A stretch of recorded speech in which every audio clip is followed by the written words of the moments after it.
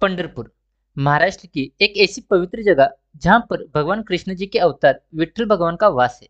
यह जगह चंद्रभागा नदी के किनारे है और बहुत सारे भक्त जिन्हें वारकरी कहते हैं वो यहाँ पर आकर विठ्ठल भगवान के दर्शन करते हैं, वो भी पैदल चलकर। तो आज की वीडियो में मैं पंढरपुर को एक्सप्लोर करूंगा, लेकिन सबसे पहले स्वागत है आप सभी का घुमक्कड़ में, जहाँ पर हम नए नए प्लेसेस को एक्सप्लोर करेंगे। पंढरपुर जाने के लिए मैंने सबसे पहले मैप पर सर्च किया और पंढरपुर मेरे लोकेशन से 159 किलोमीटर की दूरी पर था। मैं मेरे 4 भाइयों के साथ अपनी गाड़ी में निकल पड़ा पंढरपुर के दर्शन करने। मैं अपनी गाड़ी से छोटे छोटे गांवों के बीच में से निकला, जिनमें येडराव, जांबड़ी और धर्मगुट्टी जैसे गांव थे। इन गांव से आगे जाते हुए हम NH 166 पर पहुंच गए। गाड़ी में मैप चालू था और गाने भी। हाईवे एकदम क्लियर था, इसलिए गाड़ी भी मक्खन जैसी चल रही थी।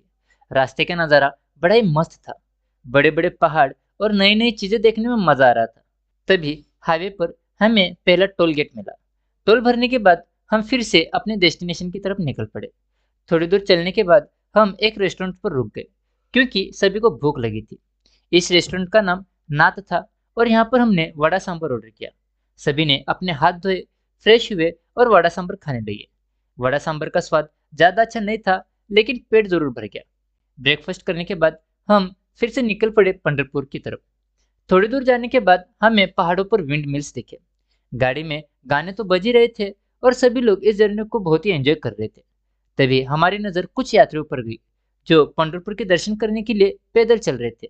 इन्हीं यात्रियों को हम वारकरी कहते हैं। यहीं से थोड़ी दूर एक और टोल गेट आ गया। इसके बाद हम फुल स्पीड में निकल पड़े पंढरपुर की तरफ। तभी थोड़ी दूर जाने पर कुछ यात्री और दिखे, जो भक्तिभाव से पंढरपुर तक पैदल चल रहे थे। तभी एक और टोल आया, लेकिन इसका काम चालू था, इसलिए बिना रुके हम चल पड़े। फाइनली लंबे सफर के बाद हम पंढरपुर सिटी में पहुंच गए, जहां पर बहुत ही भीड़ थी। पूरा रास्ता यात्रियों से भरा हुआ था और मंदिर के पास तो पार्किंग की जगह भी नहीं थी, इसलिए गाड़ी को थोड़ी दूर पार्क करके और फ्रेश होकर हम दर्शन के लिए निकल पड़े। एक गली से होकर हम मंदिर की तरफ चल ही रहे थे, तभी कुछ बच्चे आकर हमारे माथे पर टीका लगाने लगे। टीका लगाने के बाद हम मंदिर की तरफ जा रहे थे। रास्ते में बहुत सारी दुकानें भी थी, जिनमें मिठाइयाँ और भगवान की मूर्तियां मिल रही थी। यहाँ से हमें विठल और रुक्मिणी का मंदिर भी दिख रहा था। तभी हमारी नज़र भक्तों की लाइन पर गई, जो बहुत ही बड़ी थी और सभी लोग दर्शन के लिए खड़े थे।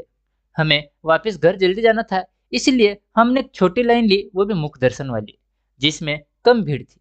हमने जल्दी दर्शन भी ले लिए, लेकिन अंदर की फोटोज लेना अलाउड नहीं था, इसलिए आपको इस वीडियो में अंदर की फुटेज नहीं मिलेगी। बट आप एक बार पंढरपुर के दर्शन लीजिए, आपको अच्छा लगेगा। दर्शन लेने के बाद हम बाहर आए और यहाँ से एक इस मंदिर का परफेक्ट लुक आपको देखने को मिलेगा। इसके बाद हम चंद्रभागा नदी में डुबकी लगाने गए। यहाँ पर कुछ छोटी छोटी नाव भी थी, जो नदी के उस किनारे लेके जा रही थी। नदी के पानी में स्नान करने के बाद हम पास ही के एक मंदिर में गए, जहाँ पर बहुत सारे राजाओं के फोटोज थे। फिर कुछ मिठाइयाँ खरीदने के बाद हम निकल पड़े अपने घर की तरफ।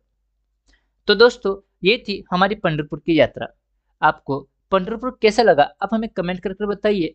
और ऐसी नई नई जगहों को एक्सप्लोर करने के लिए हमारे चैनल को सब्सक्राइब करना मत भूलना। मिलते हैं आप सभी से अगली वीडियो में, तब तक के लिए देखते रहिए घुमक्कड़।